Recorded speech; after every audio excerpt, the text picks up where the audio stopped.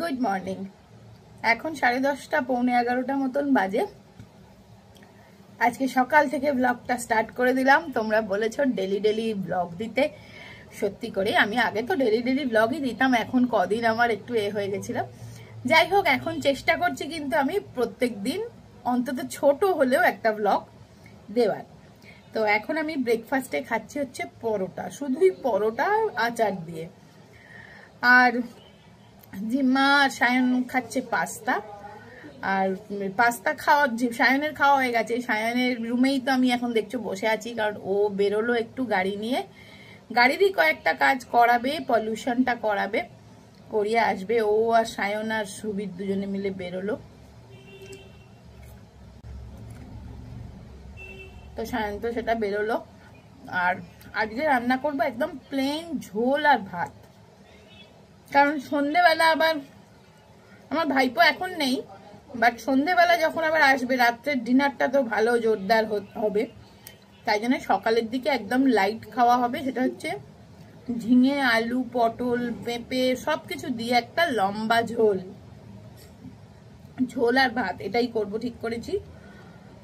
আর এখন ব্রেকফাস্টে আমি পরোটা খেলাম, ওরা পাস্তা খেলো। তো চলো এই দিয়ে এই দিনটা শুরু করলাম।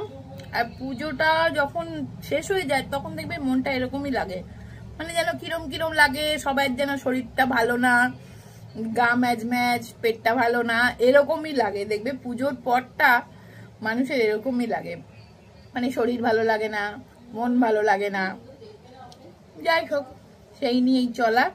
আবার আসছে বছর মা আসবেন, এবছর ওই জন্য চলে গেলেন, এটা তো ঠিক। তবে সারা বছর নিশ্চয়ই সঙ্গে থাকবেন, তাই না? আমরা সেই ভরসাতেই সারাটা বছর আবার কাটিয়ে দেবো, অপেক্ষা করতে করতে করতে করতে। তবে এবার আবার আসছে দিওয়ালি, ভাইফোঁটা, এগুলো সব আসছে, সেগুলো নিয়ে আমাদের আবার এনজয় করতে হবে। তো চলো। সো 2 লটে ওয়াশিং মেশিন চালিয়ে আমি কাচাকুচিগুলো প্রথমে সেরে নিলাম, কারণ কালকে সায়ন চলে যাবে। মনটা তো খুব খারাপ। আর ওরও যা যা কাচার দরকার সমস্ত কেচে দিচ্ছি, নিয়ে যাবে। কেচে নিয়ে গেলেই তো সুবিধে না। ওখানেও ওয়াশিং মেশিন আছে, বাট গিয়ে আবার ওকে করতে হবে। আমি তাই তো খুব চিন্তা করছি যে এতদিন পরে এখানে থেকে যাচ্ছে, তো ফ্ল্যাটটা গিয়ে খুলবে, বন্ধ ফ্ল্যাটে কি করবে এইসব চিন্তা করছি। তবে সায়নকে বললে ও বলে যে কোনো চিন্তা নেই, কি আবার করব, কি আর আছে, এরকম বলে। বাট আমার তো মায়ের মন, তো চিন্তা হতেই থাকে, বলো না? তোমরা যারা আমার সাথে রিলেট করতে পারো তারা নিশ্চয়ই আমার মনের অবস্থাটা বুঝতে পারছো। তো একটুখানি ওদেরকে অ্যাপেল কেটে দিচ্ছি।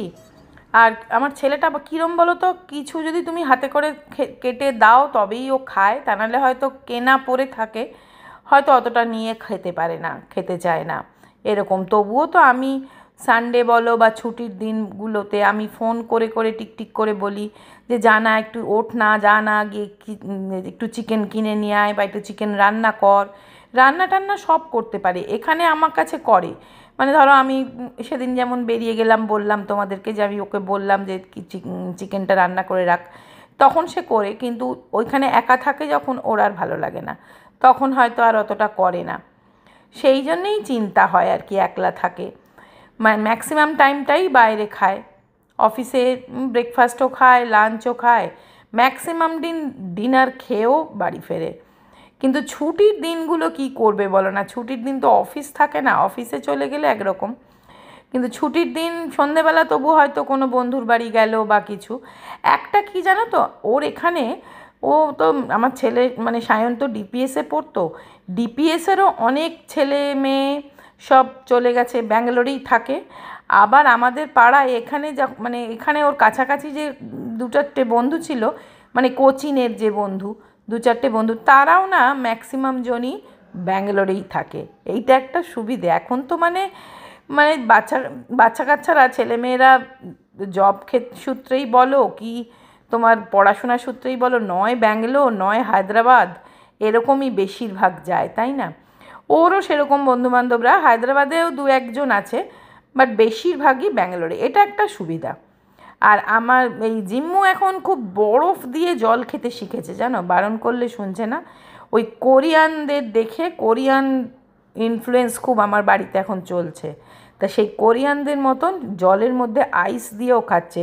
সেই জন্য বললাম আইসটা তাহলে বসিয়ে রাখ, আইস শুধু খেয়ে নিলে তো হবে না, বসিয়েও রাখতে হবে।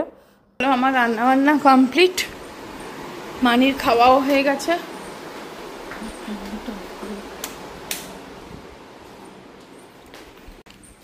ঝোলটা তোমাদের দেখিয়ে দিই, আজকে একেবারে লম্বা ঝোল।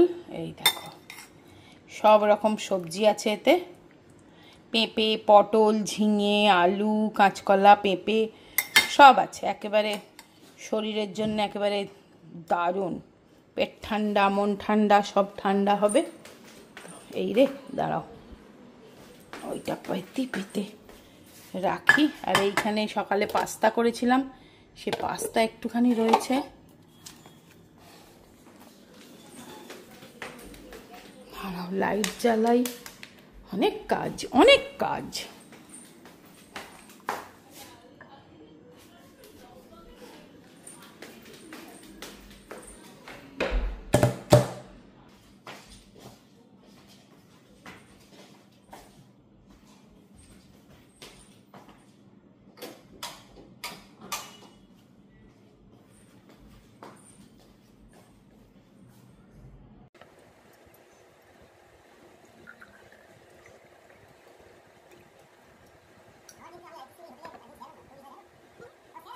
গুড ইভিনিং, এখন সন্ধেবেলা, এখন আমরা একটুখানি গল্প টল্প করছি, কাজকর্ম করছি।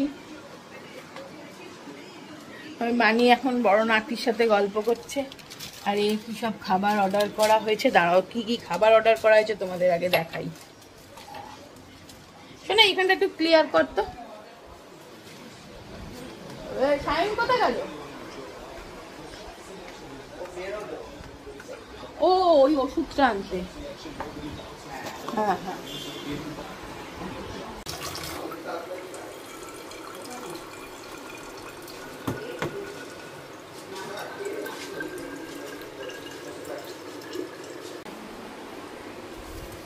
চলো অর্ডার করা হয়েছিল। এটা হচ্ছে তড়কা, এগ তড়কা, রুমালি রুটি আর একটা বিরিয়ানি।